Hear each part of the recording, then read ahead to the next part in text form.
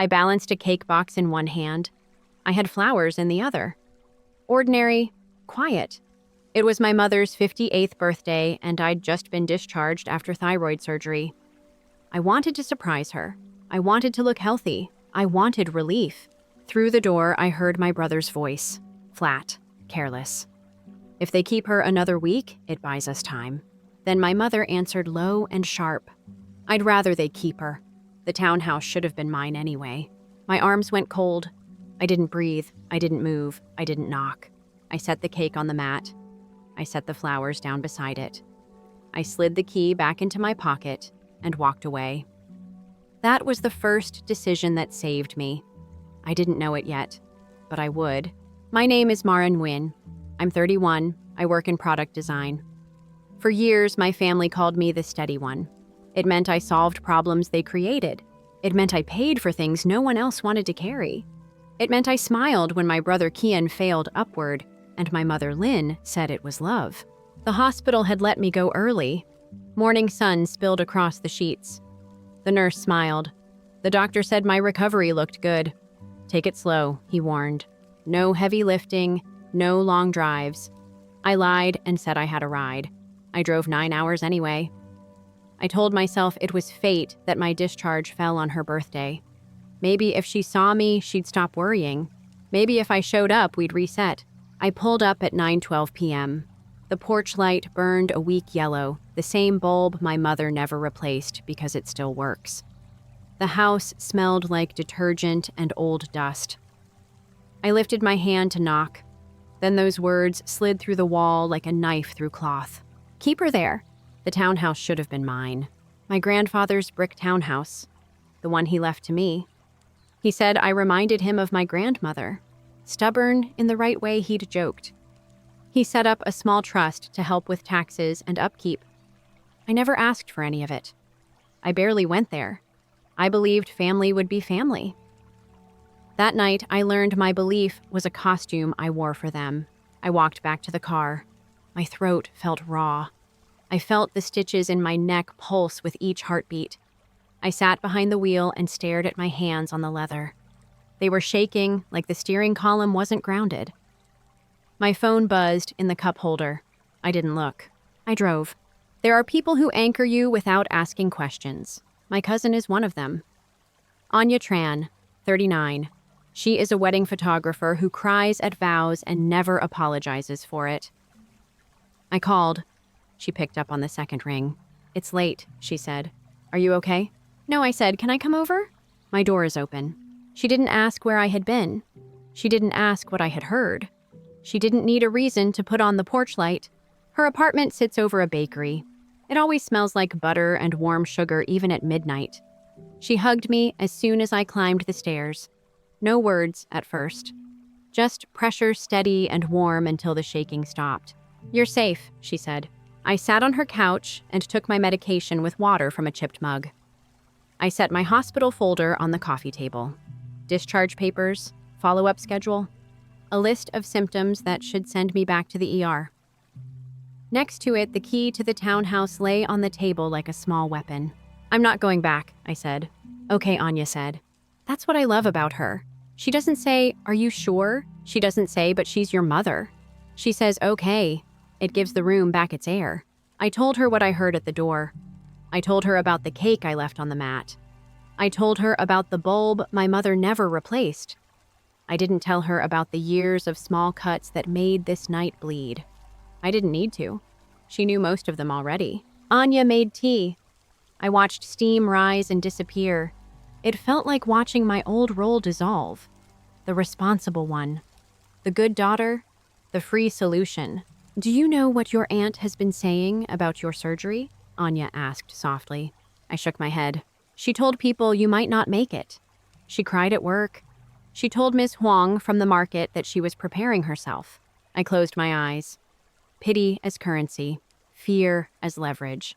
It sounded like her. Anya set her palm over my fist. Mara, you don't have to be the one who makes it easier for them to hurt you.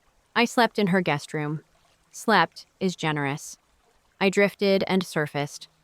I watched shadows move across the ceiling like slow fish. Still, the air was gentler here. No one was waiting for me to apologize for existing. Morning was quiet. The bakery downstairs clattered to life. Birds screamed at each other on the wires outside. Anya brewed coffee. I checked my phone. 34 messages, all from my mother, all with careful words. "Where did you go? We were worried. You should have stayed. Kian was excited to see you. You left a cake." I held the screen out to Anya. "Do I answer?" "If you answer, you'll end up reassuring her," she said, "and you'll be empty by noon." "What do I do instead?" "Protect yourself." The words landed.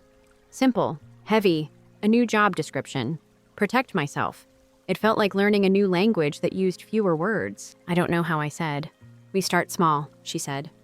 "Lock the trust. Change your health insurance access. Put your boundaries in writing." I stared at the townhouse key on the table. It caught the light. For years, that key meant obligation. Mow the small yard, pay the water bill, fix the gutter, smile when my mother hinted that a real daughter would sign it over. Now it meant something else. "I never even read the trust papers," I said. "I just signed where Grandpa told me." Then today we read, Anya said. She texted a lawyer she trusts. Not a friend of a friend. Not a cousin's neighbor. Someone who had no part in our family orbit. His name is Harlow Park. Mid-40s, precise voice. He sees problems as stacks he can sort. He could see me the next afternoon. I said yes before my fear remembered how to say no. We spent the rest of the morning making lists. Health insurance, bank accounts, mail forwarding, password changes. I didn't do everything. My body reminded me it was still healing. I took breaks. I texted my manager a simple message taking medical leave through the end of the month. He responded with a thumbs up and a "we've got you." That generosity stabbed a little. Kindness always surprises me when I've been bracing for impact. At noon, my mother called. Not a text, a direct call. My thumb hovered. I let it ring. It stopped. It started again. I put the phone face down and stared at the grain in Anya's table until the sound ended. "What will she do if you don't answer?" Anya asked. "She'll escalate," I said. "Then she'll perform." We ate grilled cheese and sliced cucumbers.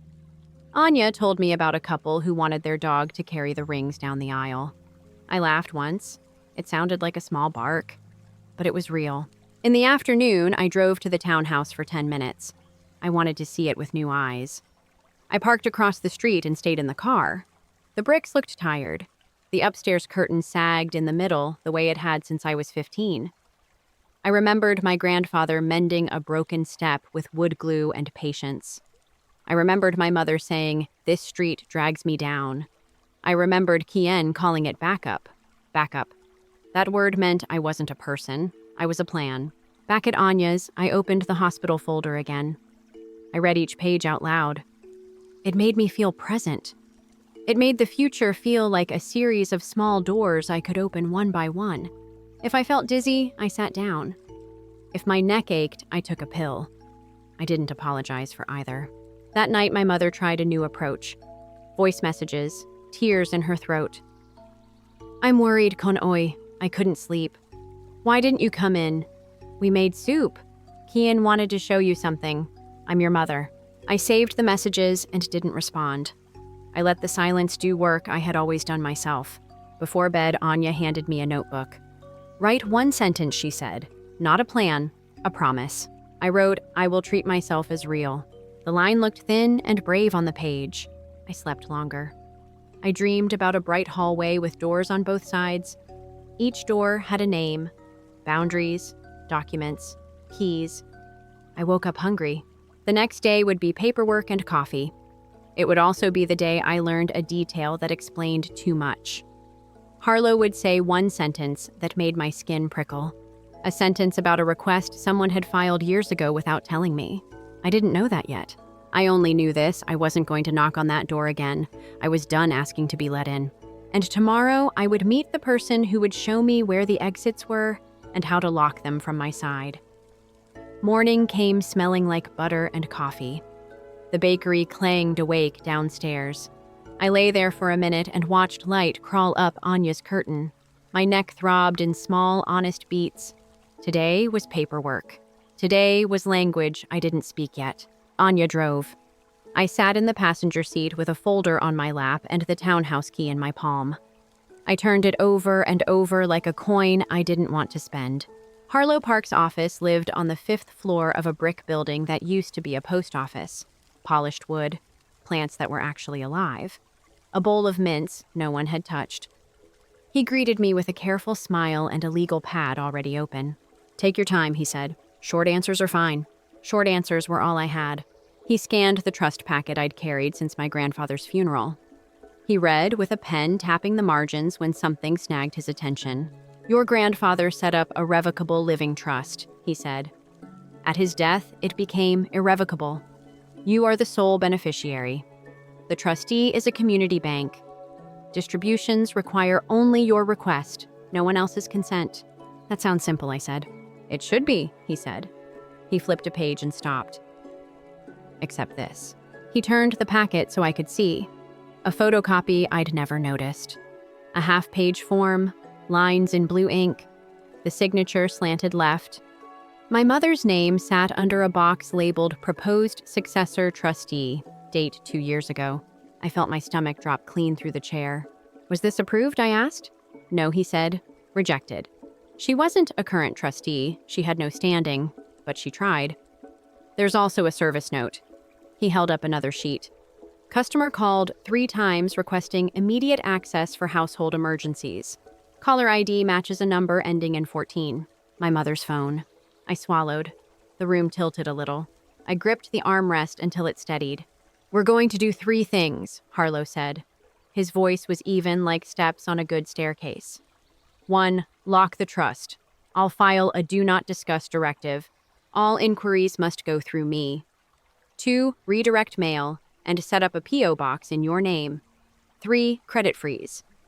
If someone tries to open anything in your name, it stops." "What about the house?" I asked.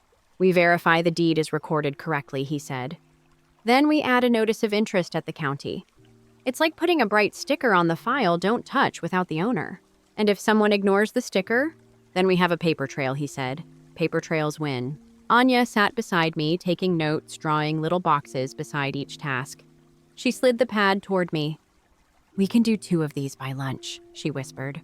Harlow kept turning pages. "Do you remember authorizing anyone to speak to your insurer?" he asked. "No." He pushed forward a printout from my health plan. My name at the top. Under authorized representative was a blank line. Then handwritten Lin Nguyen Mother. The signature under it wasn't mine. The letters shook in the bottoms like someone tracing with a tired wrist. "Someone faxed this last month," Harlow said. "From a shipping store. We can challenge it." My chest tightened. I thought of the voice messages, "Tear soup, I'm your mother," and the form that turned my medical life into a lever. "We challenge it," I said. "Good," he said. "I'll also request the customer service logs from the bank. If staff gave out information, I want dates, names, and call summaries." We signed engagement papers. We set passwords that weren't birthdays. We chose security questions that had no true answers. Favorite teacher, Sea Otter. First concert eclipse. When we left, the hallway felt brighter. Anya squeezed my shoulder in the elevator. "You're doing it," she said. We ate noodles at a tiny shop across the street. My phone buzzed. A text from Lena, a friend from work who never pries. "Need anything? I'll drop soup." I typed back, "I'm okay, thank you." That small net under me mattered. Lena is quiet, but she holds. She's my anchor when work gets loud. Today, she was my anchor too. After lunch, we drove to the townhouse. I didn't go in, not yet. I opened the mailbox and found a wad of envelopes. 2 were flyers. One was a pink final notice for water. Another was a letter from the insurer policy lapse warning due to non-payment. The date was last month. My name on the label. My mouth went dry. Anya took photos front and back. "We'll pay and reinstate," she said. But now we know someone stopped paying on purpose. A voice floated from the fence line. "You're back." I turned. Ms. Perez from next door leaned on her rake. She has a soft way of talking that makes everything sound like a lullaby. She has also lived on this block long enough to see all kinds of things without making a show of it. "Hi," I said. "Just checking the mail?" She nodded. "Your mother came by with a man last month. Tall, shiny shoes. He had a clipboard. They were measuring windows.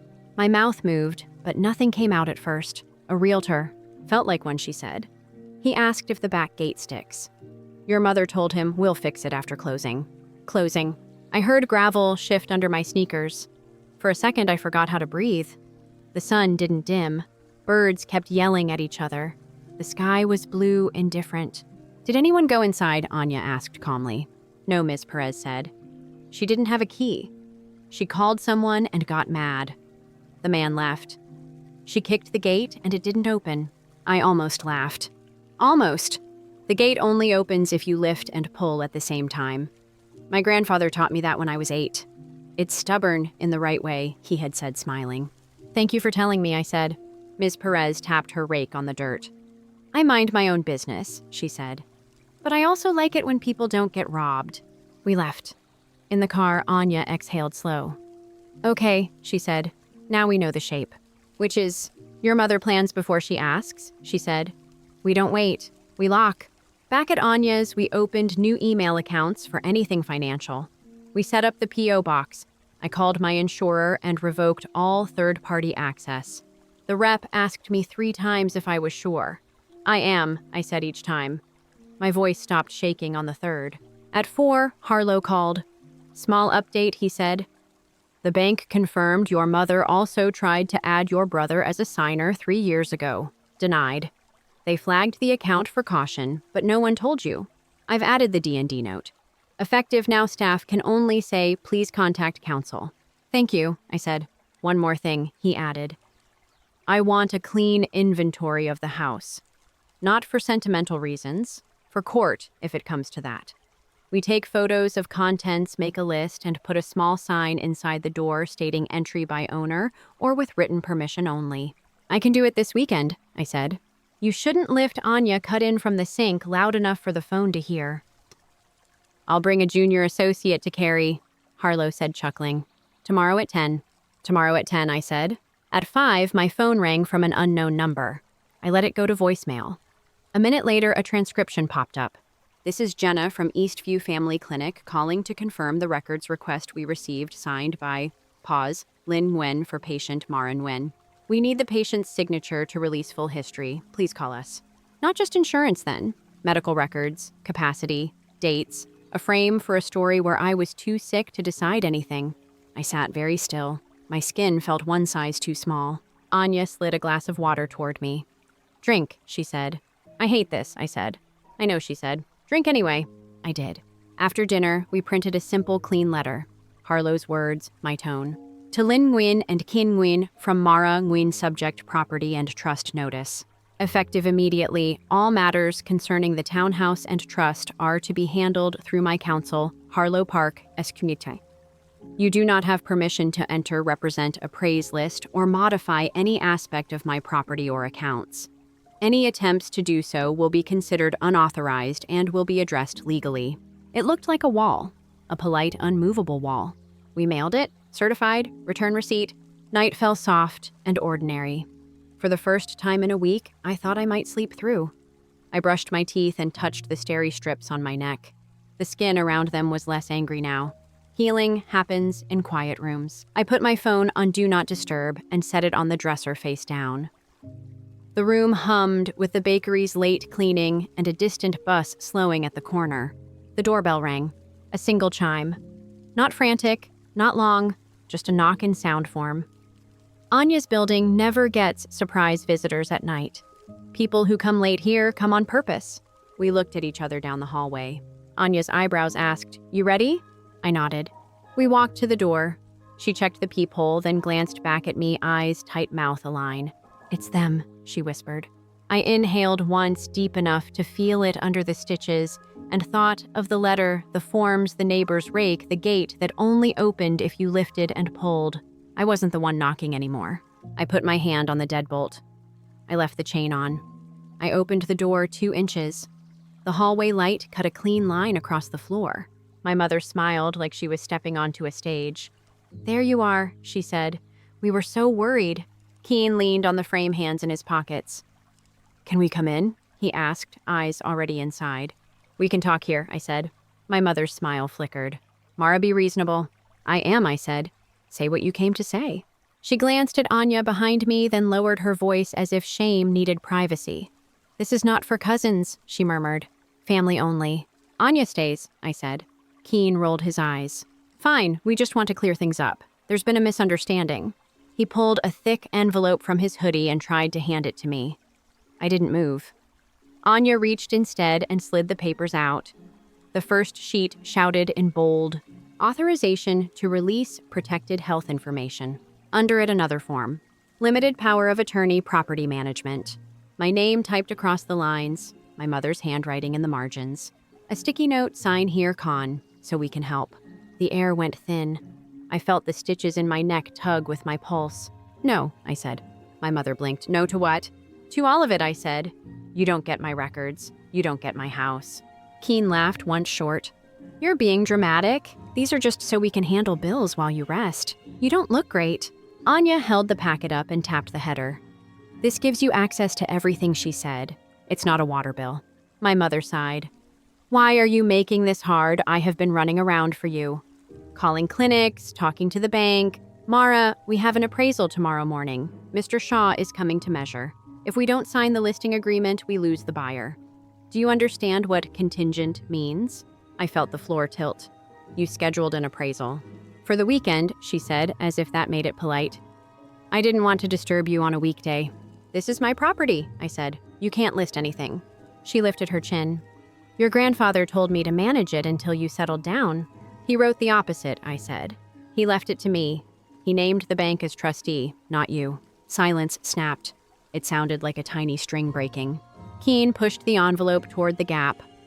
Just sign so we don't have to fight, he said. Mom can't sleep. The interest is killing us. You don't even live there. Anya slid the envelope back across the threshold. You need to leave, she said. Now. My mother's mouth hardened. You think this is about money, she said to me. It's about family. You owe us. I raised you. I wiped your nose. I worked nights. And this is how you repay me. With a lawyer. Yes, I said. My voice surprised me by staying even. With a lawyer. Her eyes flashed. Then came the tears. So fast. So practiced. I thought you were dying, she whispered. I told everyone. I prayed for you. I begged God. Anya didn't flinch. You also faxed a forged release, she said. The clinic called. My mother's shoulders jerked. I had to check her results. No, I said. You had to control them. Something small in Kien's face shifted like a boy caught stealing from a candy jar. Then he masked it with a shrug. Do you want us to beg? Is that it? I want you to stop, I said. He leaned closer to the chain. You always thought you were better than us. College girl. Fancy job. Now you think you're a lawyer too? I think I'm done, I said, that's all. For a long second, no one spoke. The bakery downstairs sent up a warm draft that smelled like sugar and yeast. It felt almost kind. My mother wiped under her eyes and straightened. The performance switched costumes. Fine, she said, ice replacing the tremble. You want legal? We can do legal. But don't come to me when you need help. Don't come crying when the house drains you. Don't come crying when you get sick again. I won't, I said. She nodded, small, stiff, like I had finally proven her darkest theory about me. Kien threw up his hands in theatrical surrender, spun on his heel, and stalked down the hall. My mother followed, then paused at the threshold and looked back over her shoulder. You will regret this, she said softly. Not a threat. A wish polite, polished, and meant to bruise. I closed the door and slid the deadbolt. My hands didn't shake until after the latch clicked. Adrenaline is like that. It shows up late, demands rent, and refuses to leave. Anya crossed the room in 3 quiet steps and rested her forehead on mine. You did well, she murmured, steady as a handrail. I sat at the table and breathed on purpose, short in, long out. The papers lay between us like something live we'd just diffused, quiet now, but capable of reminding you how close it came. Look at this, Anya said, tapping a margin with her nail. Beside a paragraph in the listing agreement, a neat scrawl, Sunday, 11:20 a.m., Agent Aaron Shaw. A cell number circled twice. They weren't bluffing, I said. No, she said. They rarely are. We photographed every page. I texted the packet to Harlow with one line: "They brought these to my door." He called within minutes. "Do not sign anything," he said, and then caught himself. "You didn't, of course." "I'm sorry." "Habit. I'll send a cease and desist to the brokerage and the clinic tonight. Tomorrow we'll post notice inside your door. I'll bring Jonah, my associate, and a camera." "Ms. Perez said someone tried the gate last month," I told him. "They couldn't get in." "Then we photographed the gate," he said briskly. "And the lock, and the dirt under it. Judges like dirt." After we hung up, I washed my face. The mirror caught the edge of tape on my neck, a pale seam anchoring the incision. It looked cleaner today, less angry at the world. Healing is quiet work. It's also labor unseen, unpaid, relentless. I went to bed early. Sleep arrived like a bargain I didn't read closely and broke at 2:13 a.m. with a buzz on the dresser. A text from Ms. Perez. "2 people at your back gate. Left side." I called non-emergency. My mouth went dry in a single silly instant. I typed, "Thank you. Are they gone?" "Yes." They walked to a dark sedan. Couldn't see faces. I stared at the ceiling. I pictured the gate and the old trick to lift, then pull. I pictured my grandfather's hand over mine when I was 8, showing force without force until the latch surrendered. The memory was a key that turned in a lock I hadn't touched in years. "Come here," Anya whispered from the doorway. "You're not alone." We sat on the couch with a blanket and watched the window lighten from charcoal to tin to something like a morning. Dawn has a way of making bad ideas look tired. Birds started their fight songs. The city yawned and stretched into itself. At 8:40, Lena texted, "Driving by later, can drop groceries." I replied, "Meeting my lawyer at the townhouse rain check." "Thanks for checking." She wrote back always. "Bring water. It'll be hot." Anya drove. We let the old summer playlist do the talking. The streets were Sunday clean. Harlow and Jonah met us out front. Jonah wore a camera like a shield. Harlow wore calm like a suit. We documented the fence, the latch, the scrape marks, the boot prints overlapping like arguments. Harlow taped a notice to the door: "Entry by owner only. Contact counsel." I unlocked the door. Cool air, dust, lemon cleaner from the last time I'd tried to make the place smell like something else. At first it looked untouched until the kitchen curtain breathed. Back latch open. A chair nudged from the table like someone had almost sat. On the table, a business card. Aaron Shaw, listing agent, with a note in my mother's hand. "We'll make this easy." Harlow slid the card into an evidence bag. "They brought us a gift," he said. "How thoughtful." We swept the house. I logged items room by room. Anya labeled big pieces with painter's tape, a soft blue patchwork of boundaries. Jonah shot wide, then detail hinges, scuffs, the slight twist in the back window track. By the sill, a pale smear paint dust. No pry marks. Someone knew the trick, Harlow said. In the study, a file box was half pulled as if interrupted mid-decide. Inside bills, warranties, then a listing agreement dated 3 weeks ago with my typed name and a signature that tried hard to be mine. The ascenders were wrong. The courage of the line broke at the R. Harlow called the agent on speaker.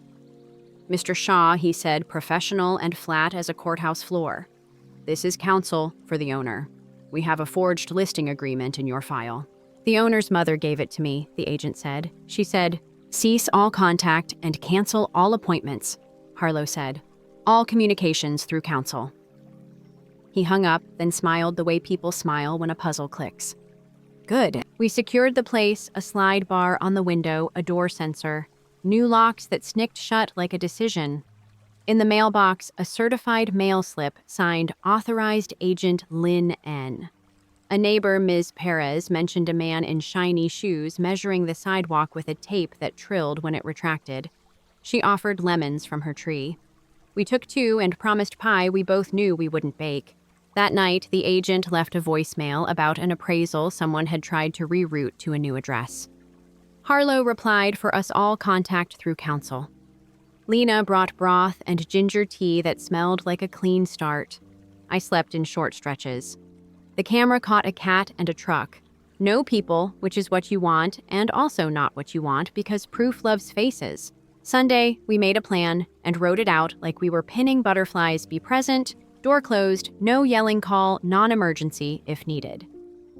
Ms. Perez texted a photo of a black SUV idling out front.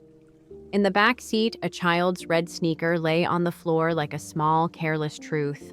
My mother arrived with Kien and the boy, plus an appraiser who looked like he wanted to be anywhere else. Harlow met them on the stoop and told the appraiser that access was canceled. My mother tried the family melody soft notes well practiced. "We can sort this out inside," she said. "Don't embarrass us in front of the child." "You're trespassing," I said. My voice surprised me by being calm. The kitchen sensor pinged from inside someone testing the back latch. Ms. Perez stood on her porch with her phone like a lighthouse. Police arrived for a civil standby, did their slow nods, and left without incident, which was the point. No incident belongs to them now. A text landed a moment later from an unknown number. "Check your grandfather's desk. False bottom." We opened the desk together, Anya's fingers under the lip, my breath held like I could help that way. A tin slid free light as a promise. Inside a key on a red thread and a letter addressed to me, the paper softened to velvet by time. Tucked behind it, a notarized codicil naming me sole beneficiary and instructing an injunction and damages if anyone encumbered the property. The bank box key matched. Inside, we found bonds, a flash drive, and photos clear as a courtroom projector of my mother and Kien, attempting deed moves like a dance they thought no one was watching. We filed the codicil with probate recorded notice and signed a trespass warning. Harlow secured a temporary restraining order that became a full injunction. The judge said, with the weariness of someone who has seen this dance before, perception is not permission. The district attorney filed forgery charges. The clinic apologized. The bank added a note about prior refusals. Restitution began to creep in like grass through a crack, slow, inexorable. Life steadied by inches. New locks, sensors, a porch light you could land a plane by. Ms. Perez brought lemons and a sprig of rosemary, said it helps memory. Kien sent an apology text that doubled as a defense. I declined and mailed the boy a blue marble instead. My mother pays on schedule. I keep my distance like it's a boundary and a prayer. I moved in slowly, the way you ease into cold water. I wrote on a fresh page and taped it inside the hall closet where only I would see. I will not excuse harm to keep the peace. I keep the keys. Only good people knock. It isn't revenge. It's a record. It's my name on the deed and no one else's hand on the latch.